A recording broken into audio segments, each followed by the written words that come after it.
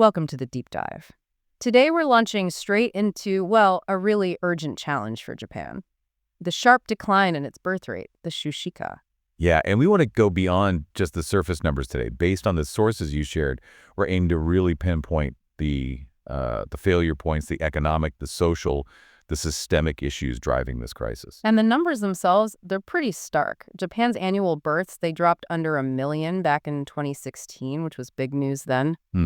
But now, critically, it's fallen below 700,000 in 2024. I mean, that's not just a trend. That feels like a cliff edge. It's a profound shock, yeah, to everything, labor, Social Security, the whole future shape of the country. Right. And the first big takeaway from the material, maybe the most crucial one, is that a lot of the government policies right now, they focus heavily on child-rearing support, subsidies for parents. Okay. That approach might be fundamentally misdirected.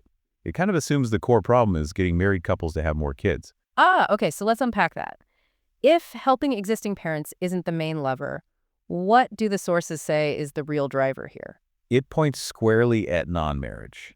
Hikonka. This is the sort of aha moment in the data. Marriage. Yeah, because if you look at the average number of children born to couples who do get married, that number's actually been pretty stable. It's hovered around 2 since like the 1970s. Really? Around 2? Stable? Remarkably stable. So the problem isn't really that married couples are having fewer kids. The problem is the number of people getting married in the first place, the denominator, if you like, that's shrinking fast. Okay, that reframes it completely. The bottleneck isn't raising kids, it's forming the families to begin with. So why? Why are people delaying marriage or just not getting married? And that leads us straight to the economics. The sources bring up this 2024 survey from the Tokyo Chamber of Commerce. Right. And it shows a really clear link. Young people with lower incomes, non-regular jobs, they show a much stronger tendency towards non-marriage. So economic security is basically the ticket to even considering marriage for many. It's not about getting a government check later. It's about feeling like you can actually afford a life together, feeling confident. Absolutely. Confidence in your own future income. And the biggest drag on that confidence, stagnant wage growth for young people. Their take-home pay just hasn't kept up, putting huge pressure on disposable income. Which makes taking the leap into marriage, that shared financial commitment, seem way riskier than it used to. Exactly. Now, let's shift gears a bit from just income to values and the marriage market itself, because there's a clash happening. Yeah. We know women are getting more higher education, right? Yeah. Which naturally pushes back the age of marriage and first child, often into the 30s. That makes sense, the timing shift. Right, that's the timing. But the sources also talk about this deeper cultural thing. Historically, this idea of downward marriage, kaho-kon. Downward marriage. Yeah, the idea that some men preferred, or maybe still prefer, a spouse with, say, less education or lower income. Perhaps to maintain a kind of domestic hierarchy. Make it easier to expect the wife to handle all the household stuff. Wow. But that expectation just crashes head-on into today's economic reality, doesn't it? Dual incomes are often essential now. Totally. And younger generations, people in their 20s and 30s, they increasingly expect things to be shared. Housework, parenting.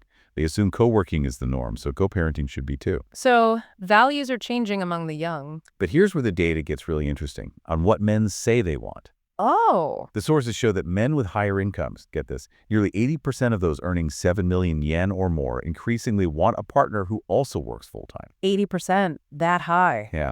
And young men actually express this preference for a dual income setup about 20% more often than young women do. Wait, hang on. Young men want working partners more than young women expect to be working partners. That seems counterintuitive. It creates a definite paradox.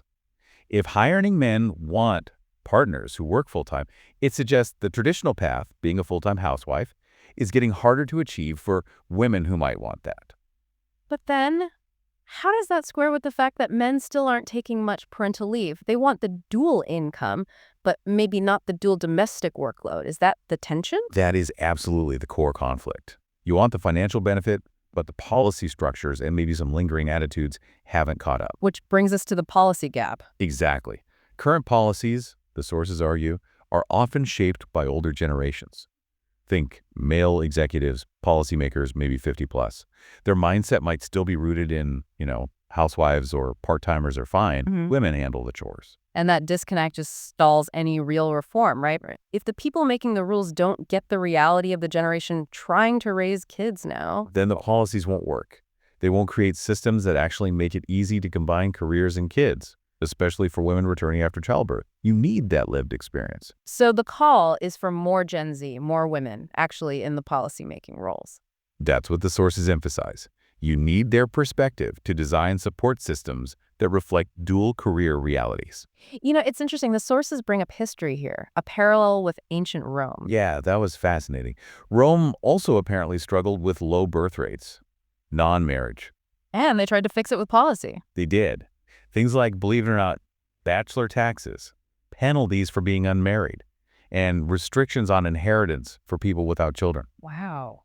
Did it work? Critically, no. The sources point out these policies ultimately failed. The trend didn't reverse, and, well, we know what happened to the Roman Empire eventually. So a historical warning against punitive measures. Exactly. And it provides a lens to critique some modern ideas in Japan, like proposals, for instance, to link your salary or pension evaluation to how many kids you have. Echoes of Rome's bachelor tax, almost. Very similar vibe.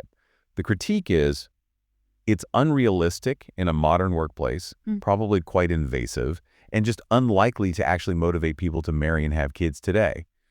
The focus should be on removing barriers, not adding penalties. Makes sense. And we should also remember, stepping back, Japan isn't alone in this, is it? Declining birth rates are common in prosperous countries. Absolutely. It's a global phenomenon in developed nations.